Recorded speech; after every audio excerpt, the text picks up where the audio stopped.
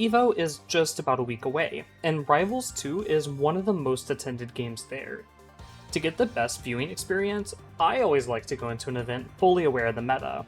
Who's predicted to win and who's the underdog, that kind of thing. So, to get a good grasp on how the community feels about the meta, I asked you guys to rank each champion in Rivals on a scale of 1 to 10, with 10 being meta-defining and 1 being completely unviable. I've done these videos a few times before, so a lot of you already know that's not really the only question that I ask in the forum. So let's quickly look through the responders' info and a few fun questions before we move on to our full list. This time around, we had over 120 players respond, and first I asked them what their rank was. 40% of our players were Master or higher, 40% were in Platinum Diamond, and our last 20% were Gold or lower, meaning that our list skews to higher ranks. Normally, I edit the tier list at the end of the video to show player feedback based on rank, and I'll still do that this time, except I'd like to consider Masters and up, and then the rest of the list as its own ranking, since we don't really have enough lower ranked players or Ethereum ranked players to really get a full grasp on their view of the list. Next, I asked players a set of optional questions, asking players who had the best grounded normals, strongs, aerials, specials, and the best recovery. I don't think these questions are as important as our normal tier list feedback, but I was curious to hear what the community thought on these topics. So when I get to a character that was voted best of, I'll mention that in their section. This is kind of interesting, I'm not really sure if people would care, but some topics were really one-sided, like who had the best strongs or best grounded normals, versus who had the best set of aerials, which was much more of a mixed response. I also asked players who the best design character was, and Forestburn and Galvan tied. However, every character received at least a few votes. I might turn this section of the poll into its own separate video, ranking each character by how cool their design is, or how skewed their kit is, leaning more to normal, specials, or aerials, so let me know if those kind of topics are something you guys want to see me cover. Finally, it's time to get into our tier list. I think it's safe to start at the bottom of the list and work our way up. I've averaged every responder's ranking, so each fighter will have a number out of 1 to 10 designating how strong they are. For our list today, we're only going to have 4 tiers. A solid tier of fighters that received a score below a 6.5 out of 10, a strong tier of fighters who scored between 6.5 and 7.5, a very strong tier of fighters who scored between 7.5 and 8, and a strongest tier of fighters who received a score of 8 or higher. Going into this video, I really only wanted to have 2 or 3 tiers, however, 2 tiers doesn't really show the full spread of rankings, since the lowest ranked and the highest ranked characters are pretty big outliers from the other characters that would land in those tiers. And 3 tiers had a really bloated mid-tier, with about 3/4 of the cast falling into it. Both these problems are good problems to have, by the way. It means the mid-tier of the game is strong, and most characters feel balanced outside of maybe 1 or 2 outliers, with maybe 2 characters feeling too strong and 2 feeling too weak, like they might need notable buffs. But the rest of the cast does seem to be pretty close together. One last thing before we go into this list, by the way, I created this poll for patch 1.6.4. So while the data is up to date as of recording and posting this video, it might not be up to date if you're watching this in a few months. Also, to give context to this patch, in case you don't know them by number, Orcane was reworked about a month or so ago, and we're about a week or 2 from Slate getting pretty sizable buffs. This is also the patch where we'll be playing at EVO 2026. With all that out of the way, let's hop into the tier list, starting with our solid tier. In the solid tier, none of these agents are necessarily bad per se. I think you could win a bracket, or especially a local or Wi-Fi event with any of them.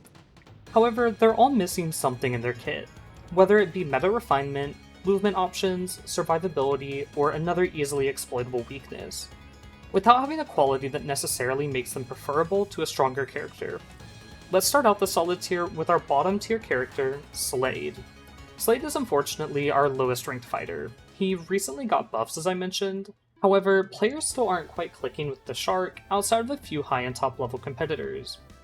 In my open-ended response section, I had a lot of feedback about Slade still feeling not great in his base kit, and then still not super strong unless you buy an upgrade like the wing boots, which are really good, but the other upgrades are only a little bit good, not super good, you know? Players also noted that his normals are feeling pretty lacking, but moves like down strong, up strong, boomerang, and nair were all really good, making him not really feel one note necessarily, but it's very clear that he has highs and lows throughout his kit. A lot of viewers, however, also wrote in that they rank Slade low right now, but that he might not actually be super bad, since he's only just now becoming a solid character through buffs, and that we don't really fully know where he's gonna land on a tier list. Just that he was bad before these buffs, so he's probably just not great now. Personally, if you want my take, I imagine that before, he was probably belonging here in this spot, he was pretty bad, but post-buffs, I think he's probably closer to the higher mid-range of this list. It'll just take time to develop his updated game plan with his new tools. However, the idea of this tier list is to capture the community's feelings about a character in the meta right now, so sadly he's stuck down here with an average score of 5.5 out of 10. For a quick little note on Slade, I had a lot of responders rank him either around a 7 or 8, or at the 2 to 4 range. So they balance out at this 5.5 number, but he's probably actually a little better than that. On the flip side, however, right around 40% of players said Slade was the worst character in the game when I asked players who they thought that was, so while it's not an overwhelming majority or anything like that, he's for sure viewed as one of the weakest rivals in the cast. Moving on from talking about pirates, let's talk about my second favorite thing, rats. Olympia is sadly our next representative, clocking into one of our lower tiers. A few patches ago, the mouse friend got a handful of nerfs to her burst movement, her recovery, and her combo potential through both her jump momentum nerfs and tuning DI multipliers on characters comboing you with the same move repeatedly, which is something Olympia was known to do. Overall, Olympia isn't bad, she has great kill power, her combos still hit really hard, and her grab game is really threatening. However, on longer stages or stages with unique walls, she has a really tricky time closing gaps and recovering, meaning that she's one of the few rivals that has a clear answer to her weakness via camping her or just hitting her off stage, whereas other rivals higher up on the tier list don't really have such a clear, streamlined counterplay. Previously, Olympia's really great burst movement made up for her stubby normals, so I think a good way to go about buffing her would be to restore some of that strong, aggressive movement that she was once known for, while keeping parts of her kit like her recovery weaker, since unfortunately when you compare Olympia side to side with other rivals, they probably have combo potential on par with her, while having better recoveries and more consistent neutral. Olympia scores a weak 6.0 on our list. Finally, we do have Raster. Raster is a pretty hard character, meaning that only really dedicated Raster mains see a notable amount of success with him, due to the super long combos needed to effectively steal stocks. However, a lot of fighters have easier combo routes with less apparent weaknesses than what the bird has, meaning that Raster is also one of the rarer characters to play against or as, meaning that not only is his meta quite as refined as some of the rest of the roster, his lightweight and lack of a disjoint also don't really help him in a game-to-game basis, since it means that Raster is forced to scrap with his opponents, and can't rely on passive gameplay or force an approach quite like some of the fighters right above him. This isn't the biggest downside for the bird, of course, since he does have extra jumps and large moves, which means he's able to mix up timings for landing and his spacings. But it can be a pretty big downside in matchups like versus Clarin or Loxodont, where he has to find a way to navigate around their big disjoints and neutral while taking as little damage as possible, since landing 10% on Raster is a lot more than landing maybe 10% on someone like Loxodont, since Raster dies so much earlier proportionally. I know I've ragged on Raster a lot, but there are a lot of upsides to the bird too, once you master him like I mentioned. So unlike Olympia, there is a clear strength in his kit that he has over the rest of the cast, which is his ability to kill super early off stage or high up in the blast zone with his aerial strongs. However, so many characters are so much more consistent that this glass cannon is unfortunately in a game full of normal, not glass cannons, getting a score of 6.3 out of 10. Before I check out our next fighter, I really quickly want to remind you to use code LASTSTOCK in the Rivals 2 shop. You get extra ether bucks with every purchase, and I get a little cut of what you spend to help fund my channel and my free online brackets. Right now, I'm actually using the money from you guys using code LASTSTOCK to buy an artist quality printer that'll let me make prints, postcards, and fun little stickers that I can send out to you guys as a big thank you for supporting the channel. If there's a certain Rivals character you want to see more art or merch of, let me know in the comments down below. I really want to try to make some cool stuff for you guys. Anyways though, let's go ahead and get back to the video. Before we move on to our strong tiers, we have Galvan wrapping up our solid tier section. For the first time ever, for any character in one of these videos, not a single responder mentioned Galvan in their open response section out of almost 70 open responses, which is kinda crazy, so y'all get raw, unfiltered last stock opinions from me. and I can't hide behind viewer-submitted takes. In my opinion, Galvan is down here on the list due to a mix of his recent nerfs, limiting his combo and combo finisher potential, and his obvious weakness of being a big body heavy. For example, on the last patch that my tier list was built on, Galvan was able to consistently use huge moves like Neutral Air to link into itself. This move would knock opponents up and into a position that Galvan could then land on a platform, and then either continue to push the combo with things like regrabs, more nairs, or even another aerial. However, now since his nair is notably slower due to nerfs, the move's riskier to throw out, but also doesn't combo into itself or other options quite as easily, meaning that his general combo game, both off raw hits and throws, is a little worse. On top of it all, side B got nerfed, meaning that Galvan isn't getting quite as much mileage out of the move, especially when calling out players' movements or DI after he lands a hit, meaning that you're not getting that deep snipe with the move or awesome jump cancel forward air for early kills quite as often. All around though, Galvan is still solid. His neutral special is really good, especially when galvanized, and his back air still feels great. I personally love his throws, and his kill power for a heavy is good. But I think that if he wanted to rise back up in the tier list, he would need either buffs to his kill confirms, like off of his side B, or buffs to his early stock combos, like with his nair.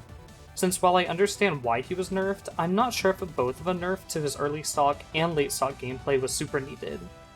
Galvan wraps up our low tier section with a score of 6.4 out of 10. Moving on to our strong tier rivals, these fighters are all really good when they're good. They have unique traits that make their advantage and kill confirm strong, but those unique traits might be harder to execute against a knowledgeable opponent than what a character higher on the list might require. These fighters normally also come with some kind of downside, like an exploitable weight class or a bad disadvantage state.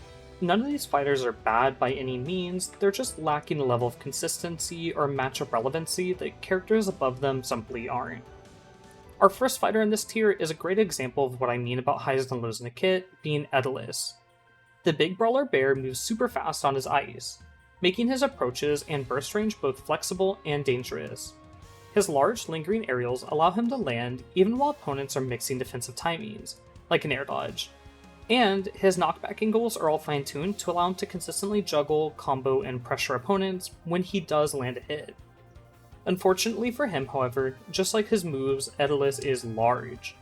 This means that it's not only easy to hit Edelus away from you, preventing him from getting a combo starter at all, or from being able to set up his ice, but it's also easy to push a sizable combo onto him, without needing to worry about covering his DI to the same degree as another fighter, since his weight and size make his disadvantage really telegraphed. Speaking of telegraphed, he has one of the most linear recoveries, and his side B, a projectile that can cover his landing, is really easy to parry if you know how to look out for it. On the flip side, Edelus's up air was noted to be one of the best tools at getting opponents off stage at awkward angles consistently, and moves like his lingering spiking down air, his long-lasting forward air, and his neutral air as well as his side B are all great at preventing recoveries, as well as making Edelus lethal but not super survivable off stage. Kinda like an ice cannon. I like the sound of that a lot more than a glass cannon. I think it makes more sense, like I'd probably build one in Bloons Tower Defense or something. Edelus slides into our list with a final score of 6.9 out of 10. Our second strong tier champion is Absa with a score of 7.15, and our next character actually has a score of 7.2. Meaning her and the upcoming fighter are so close in player rankings that if even 2 or 3 characters were voted differently, it could swap their spots. Absa is kind of the opposite of Galvan. She's super light, floaty, and has huge combo potential. However, she's similar to Raster in the fact that she takes a lot of precision and character knowledge to pilot, and dies super early, meaning the average player might have a lot harder time with her than someone higher up on this list. And I even had players tell me that she was one of the harder ones to rank since she's so rare at locals or on the ranked ladder online. Currently, on this patch, Absa's clouds have been slowed down, so they're a little weaker at sniping opponents really deep off stage to steal a stock. And a few of her moves have been tuned so that her really safe or big combo extenders couched a little bit more counterplay. I don't think these nerfs necessarily hold Absa back as hard as someone like Galvan, who was also nerfed last patch, but her general weakness of her being light and dying really early is generally easier to abuse. Speaking of dying early off stage, Absa is actually one of our winners for best recovery. with a little over 40% of players giving her the superlative. This is due to her ability to stall with neutral special cloud to mix up her timings, throw a cloud with her side B to help cover where she wants to land or hold space like Cynthia Erivo said, and mix up both her unique double jump and up B, which have tons of variations to them based on what angles you need and what situation you need them in. Overall, Absa is really far from bad. Her huge advantage state is, in my opinion, one of the best in the game when pushed at top level, but even characters below her are still solid. She does have a clear weakness, and that execution barrier that leave her peaks and valleys in her kit competitively definitely hold her back, but as I said, she's far from bad. For our third fighter in this tier, let's go ahead and talk about Maple. Maple has a ton of speed, combo tools, and ways to ledge guard opponents. However, she's also really light and has a really mediocre recovery without her tether. And her specials have a lot of counterplay if they're not used correctly. Since my last tier list, Maple's received just a few notable changes, being that she can now grab her seed, the counterplay to dash attack is a lot more streamlined at some percents, and her up special was changed to not make it kill quite as early. Overall, these changes aren't necessarily life-ending for the Ferret, but they definitely reeled in the highest highs of her kit, limiting her early stock kill options to ledge guards or tether combos, instead of laddering for a high up special to just kind of kill an opponent with bad DI super early. This doesn't mean that Maple is bad right now though. She's still got great juggling, her forward air is still probably one of the most consistent spikes in the game for offstage use, and her massive disjoint strongs make some fighters really struggle at recovering and getting off ledge into her. All of this, while combined with her incredible ground speed, means that Maple has so many tools to control a fight and force opponents to play quickly to keep up with her, potentially causing them to make more mistakes. The biggest downside here, however, is that since Maple's really light and her recovery without tether is pretty lackluster like I mentioned, she doesn't really have any form of survivability outside of her speed. And while the meta will always reward speed in a game like Rivals 2, a lot of top tiers have some kind of way to get in consistently on Maple, not necessarily faster than she can, but more consistently or without as much work. Maple sits comfy with a score of 7.2. Crag is rolling up next to our solid tier with a pretty big fall off since we last talked about the tier list. Crag got probably the biggest nerfs of anyone since that video, and while he was really strong back then, I don't necessarily think they made him bad now. For a quick overview though, his recovery is notably worse without Pillar. I think this is good since he had one of the best recoveries without Pillar, and then Pillar was insane on top of it all. His rock pull is a little bit riskier, and a few of his combo starters like some of his throws and back air have been edited over time. However, Crag is still bonkers on hit. Once he's able to land a move like back air, nair, or a rock toss, he's able to push a super deadly advantage state, with one of the best juggle moves in the game with up air, a multi-hit nair that can be hitfalled to cancel at any point and end on a specific hitbox with a particular launch angle, a back air that doesn't send far at all and is able to reset on platforms before using a new aerial or even a grounded option, and a great down air for spiking. On top of all of it, he's heavy and his recovery isn't quite as bad as someone like Edelus or Maples, meaning that he'll actually be able to live to those higher percents that heavy would want to live to. But as well, due to the volatility of Pillar, he can also feel susceptible to getting gimped pretty early. Speaking of Crag's recovery though, he was ranked 3rd in the best specials wise by a pretty big margin, since Rock and Pillar together allow Crag to set up some pretty nasty kill confirms, or punish characters in ways that other fighters really can't. Overall, Crag is still far from bad, there's still tons of players that do really well with him, even post nerfs. I personally love watching Guthix compete, but Crag overall is definitely weaker and holds more of this middling position on the list with a score of 7.3 out of 10. Marking our last strong tier fighter. Moving into our super strong fighters, these characters are all a little bit more consistent than the tier down below. Their weaknesses might not be as bad or easy to exploit, and they might have a win condition that's a little easier to achieve and has less direct counterplay. These characters all have generally strong advantage states and normally have some kind of way to clutch a game win, either deep and consistent ledge guards, strong spikes, or some other mechanic that kind of lets smart players piloting them add extra layers of pressure onto their opponents. For our first strong fighter, we have Loxodon. He blazes his glory with a score of 7.5, putting him right on the edge of these two tiers. but his score was a little closer to the fighter above him than the one below him, so I decided to bump him up to this one. Loxodon has always been on the lower end of these tier lists, unfortunately, until today, even though in the past we've had players like Stango and Gek show off the elephant. I think a big reason for why this is because there's been a lack of a solid recovery. He is kind of slow, and he's unoptimal but far from terrible in the frame data department. However, as characters have been receiving larger nerfs, most notably Krag and Olympia, to have worse recoveries, Loxodon's recovery simply hasn't seemed quite as bad by comparison, which was previously his biggest weakness besides his pretty rough disadvantage. To help that out though, a handful of top tiers have also had their advantages tweaked to be a little less effective, and their most egregious combos have been smoothed down to be not quite as inescapable as they were previously, helping the Emperor out lots into some of these matchups that might have felt primarily one-sided in the past. Now that we know how Loxodon climbed the ranks though, let's talk about the highs and lows of his gameplay. Obviously, as I mentioned, he's big, and his recovery is still mediocre, so his disadvantage is simply bad. However, currently in Rivals 2, they don't really have a strong zoner.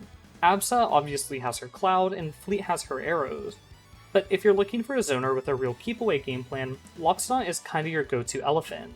His neutral special most notably is really flexible, since you can juggle it with your normals, and then get a high amount of reward for landing it. Since, when charged, it has enough knockback to kill opponents off stage, but when it's uncharged, it has low enough knockback to allow Loxodon to start a combo or land a kill confirm off of it. His big axe also means opponents normally find themselves needing to approach Loxodon, especially if he decided to chill under a platform. Tools like forward tilt, jab, up tilt, up air, and neutral air are all relatively fast for their size, and can all start combos while feeling pretty safe when used smartly. Loxodon also has that smart early option kill factor that I mentioned a minute ago in his charged down B, allowing him to either shore up his recovery or sneak a massive hit on an opponent while repositioning both himself and you, mixing DIs and requiring fast and precise counterplay that some players are either not always ready to hit or not able to hit, leading to early stocks in the King's favor. All around, Loxodon isn't the best champ in the game by any means. He does have exploitable weaknesses, but as the cast comes down in power level, those weaknesses don't seem quite as bad comparatively. Force Burn is vaping into our list next, I think. I don't really know what Force Burn does that would work as a transition line, but I think he vapes a lot. Maybe he prefers cigarettes. Maybe he's British, happy pride. I'm a little surprised that players voted Force Burn this low, truthfully. He was given a score of 7.6, keeping him pretty close to Loxodon. Players noted that, unlike Loxodon, Force Burn's matchup spread is one of the most consistent in the game, meaning there's not really a character that might surprise, lose to bracket, since they kind of have a wildly good matchup into you. Players also noted that Force Burn's normals are all incredible, with him ranking as having a top 3 best aerials and strongs, especially notably since his strongs can act more like poke tools more than a kill move like a traditional strong would. He also has great combo tools in general, with a lot of moves having pretty low knockback at even higher percents. Moves like forward air, down tilt, and some of his throws, meaning that there's multiple ways for him to connect into his heavier hitting moves like back air, and down special when it's charged up. This clear design really elevates Force Burn in my opinion, since he has a mix of tools to poke at you with, like with down tilt, bear, and strongs like I mentioned, a good set of combo starters, and a good set of kill options, meaning you're never really missing a mix-up scenario or left wondering how to find a kill or how to close a gap with Force Burn. On top of it all, smoke and clone mechanics allow him to control neutral and add extra amounts of pressure onto your opponent, both by literally pressuring shield with clone and forcing defensive options, but also mentally, by making opponents have to deal with smoke, clone, and your active hitboxes while trying to effectively nullify them, and also land a valuable hit onto you, the real Force Burn. I mentioned a minute ago I was surprised Force Burn was ranked this low. I personally think he's a contender for our highest tier, but players noted that his frame data is a little slower in some spots than they wish it was, and that higher up fighters have just better tools overall, and his recovery not being foolproof held him back by just a touch. Overall though, Force Burn is an incredible fighter. Lorena jumps into the ring next, with the same score as Force Burn actually at a 7.65, her numbers rounded up just a little higher.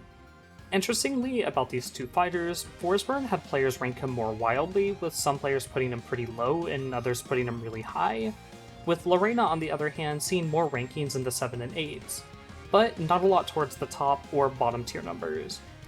If you watched my last tier list, you'd remember that Lorena was pretty bad at the time. Players didn't really fully grasp her kit, and a handful of her moves had easy DI routes to completely escape any pressure that she had at all.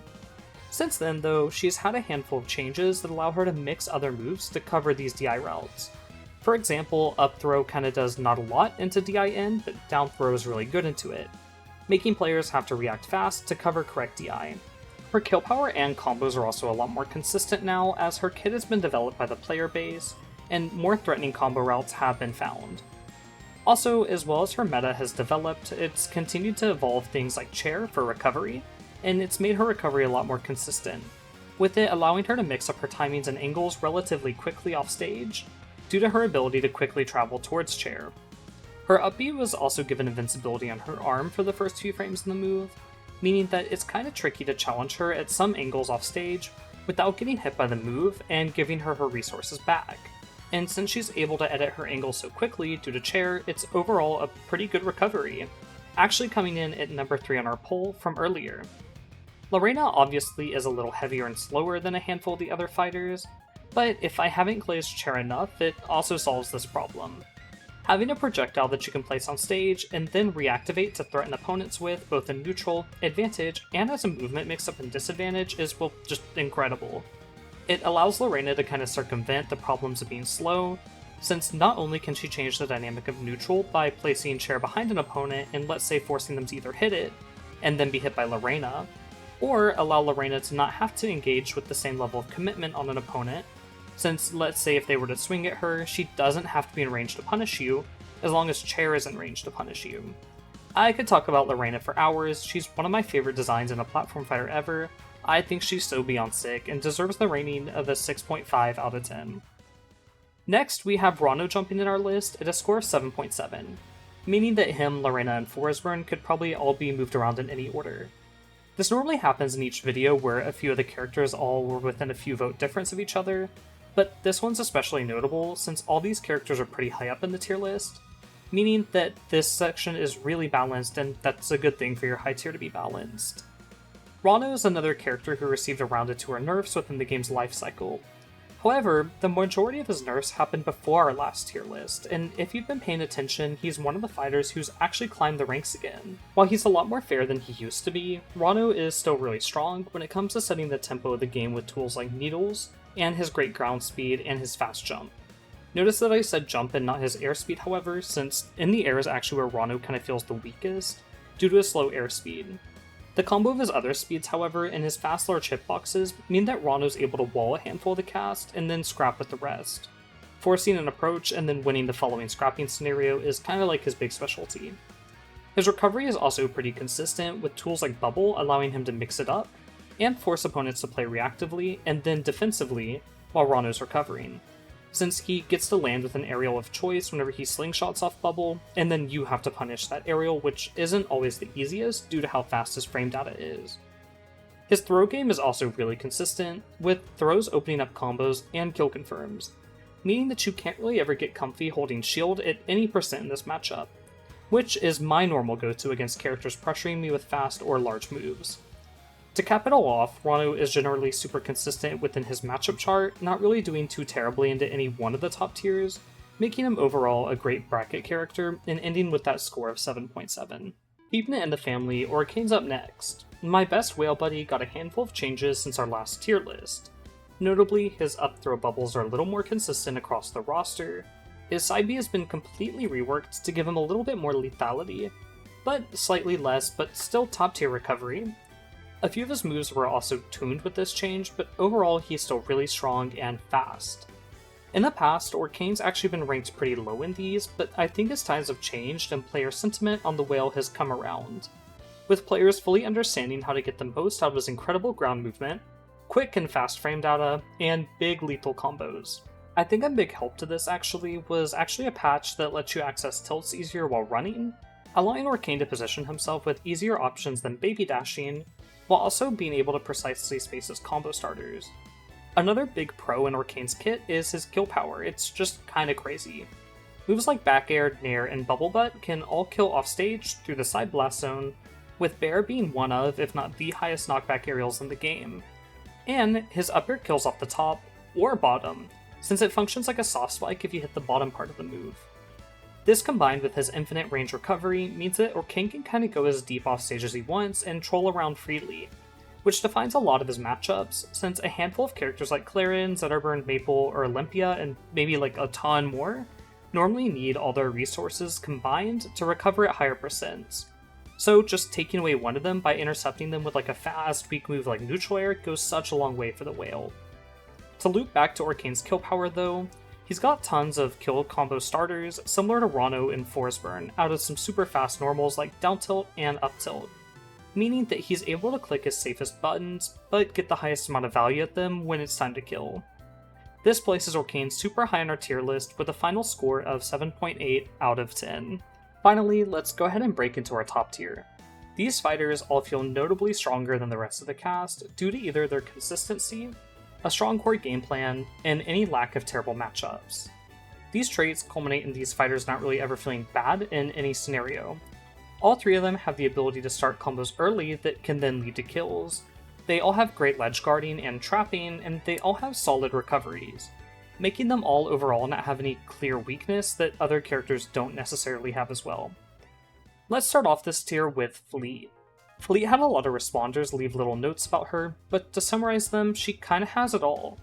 She has good range on her normals like F-tilt and back air, good range on her strongs to get deep offstage snipes or kill an opponent off the top, or even just poke an opponent trying to force slow gameplay like a Force Burn, Rano, or Loxodon, and tons of options to steal stocks off stage via interrupting recoveries with moves like Nair, which can be trained together to push opponents off stage. Bear, which is massive and hits super hard, and Down Air, which can force opponents recovering low or by the wall to take a few extra hits or just simply lose their stock. Her juggle game and low percent combos are all also pretty good as well, with her consistently finding ways to combo opponents off of those poke tools that I mentioned earlier. She's also got her side B, which allows her to place a lingering projectile on stage, covering angles that Fleet might not be able to cover and provide extra pressure to allow her to commit extra hard. For example, if Fleet's wanted to use a jab to start a combo, she can place Tornado above you, preventing you from being able to jump and punish the jab with an aerial. Obviously, I'm oversimplifying the example here, but the side B option allows for her to mix a level of safety into her game plan in similar ways to a tool like Force Burn Clone, which is another absurdly strong option that we've already mentioned today. To cap off how players feel about Fleet, she was ranked as having one of the best recoveries, having the second best set of aerials, and in accordance with players ranking her this well, responders decided to give her an 8.0, after a little rounding of course. A little secret just between you and me, when I asked players who they thought the character was best in the game, Orkain and Force Burn from our previous tier actually got more votes in that category than Fleet did. However, players consistently ranked Fleet around a 7, 8, or 9, while ratings for Orkain and Force Burn were more varied, with some players voting them to be really strong and some voting them to be on the weaker end of the cast, which weighed them down when getting to the full player-based perspective. Clarin's our second best fighter today, coming in with a score of 8.2. Since we last talked, Clarin has received a round of nerfs, but none of those changes were really to the tools that make her excellent, and were more aimed at sanding down some of those rough edges within her kit. For example, moves that were meant to hit low now hit a little lower, and some of her throws might not net you as much value at lower percents, but they still net you tons of value at higher percents on specific DI mix-ups. Overall, players voted her to have by far the best grounded normals, with almost 40% of players pointing at her, with the runner-up only having 15% of the votes, making that a pretty distinctive gap. She was also voted to have the third best set of aerials, barely behind Fleet. Clarin's normals, as I mentioned, are so good since they're relatively quick for the sword size, and allow Clarin to wall out fighters if they don't have either some kind of burst movement, a larger disjoint which only really Loxodon has consistently, or super fast frame data like Orkain. This allows Clarin to have more or less the best matchup chart across the board, especially into those lower tiered fighters who are commonly missing something that lets them consistently win neutral into the cat. On top of her great neutral and range however, Clarin's advantage state is still really strong. The tipper mechanic stunning opponents means that moves like neutral air, up tilt, up air, forward air, back air, down air, and kind of all of her throws can consistently start combos for big damage. And since you're stunning opponents, you have tons of time to reset them, look for cool little DI angles to punish, or just simply get extra punishes to finish them, like a strong. A lot of characters that have similar frame data or combo patterns to Clarin can't find strongs like this, making her really, really unique.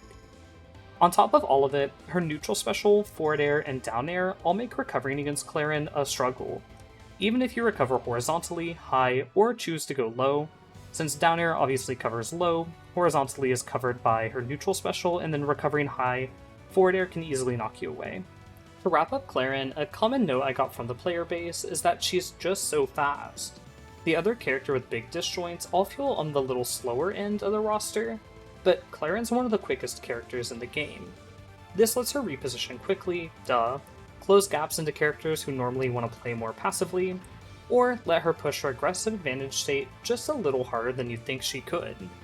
All in all, this scores Clarin at an impressive score of 8.2 out of 10. Finally, for our last fighter, a lot of you could have probably guessed it, but it's Zetterburn, with a staggering score of 8.6 out of 10. A solid leap above Clarin and, well, I mean, everyone. Before we break down the Lion's strengths, however, I think it's important to note that even though Zetterburn was a top tier last time we had one of these patch notes, he has received nerfs but hasn't necessarily fallen off, which I think is due to a few different reasons. Similarly to Clarin, these nerfs made Zetter's egregiously strong combos just a little less egregious. They didn't necessarily remove kill confirms or combo routes, meaning that the Lion still can rack up huge damage from a hit, and still get super early kills. The nerfs also didn't necessarily make his recovery or disadvantage notably worse, which I imagine is meant to be his big weakness. Because of this, Zetterburn didn't really lose what made him strong, but also didn't have a big hit to something that made him feel weak in another category. A good example of this happening is Krag's combos and kill confirms all relatively staying the same, but his recovery becoming notably worse. Or Olympia's combo routes changing due to her acceleration and movement speeds changing, so she's worse in that department. Since Zetter's been able to dodge changes like these, however, he's stayed top dog, or I guess like top cat. He's like a lion. They say like meow, I think. Getting into what makes Zetterburn good, however, he was voted to have the best strongs by our biggest margins yet. He had the second best specials out of the cast, only falling behind Lorena, and he was voted to have the best aerials out of the cast as well. Looking back at it now, I probably should have also asked who had the best grabs and throw game, and if I had, I imagine that Zetterburn would have been placed pretty highly here too, with his throws consistently comboing into combo starters, aerials, or kill options. Zetter's tilts and aerials actually all combo into another move except for forward tilt really, allowing Zetterburn's kit to fluidly connect into long combo strings naturally, that don't necessarily need to be pre-planned or scripted. Since the hit stun on all of them is so high, he's able to react to DI options and string more or less any option into another option. For example, Zetterburn's down tilt can connect into forward air, back air if you want, or up air, depending on the DI, but if you're really spicy, you can connect into up strong at mid%. With other characters, their tilts normally connect into only one or two moves, meaning that you can pick a DI that escapes one of them and have a little choose your own adventure disadvantage state, which just isn't really the case whenever you're fighting Zetterburn. On top of it all, Zetter's kill power is one of the most consistent across the board in the game. He can kill you with forward throw, up strong, forward strong, down air, off stage, forward air which can connect into the weak hit and then the strong hit to get closer to the blast zone, and up air if he catches you near the top of the stage. None of these moves are really all that hard to land, since as I mentioned, Zetterburn's kit all kinda connects within itself. For example, back air can confirm into up strong, down throw can confirm into up strong, shine can confirm into up strong, and down air can also confirm into up strong based on DI for all of these.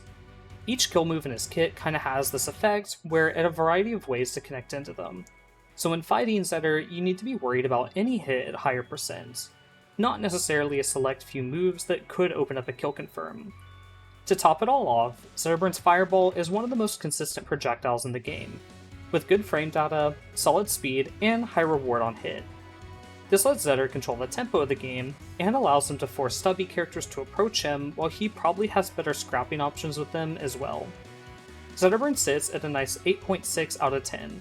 like I mentioned, but only about 30% of players voted him as the clear best character in the game.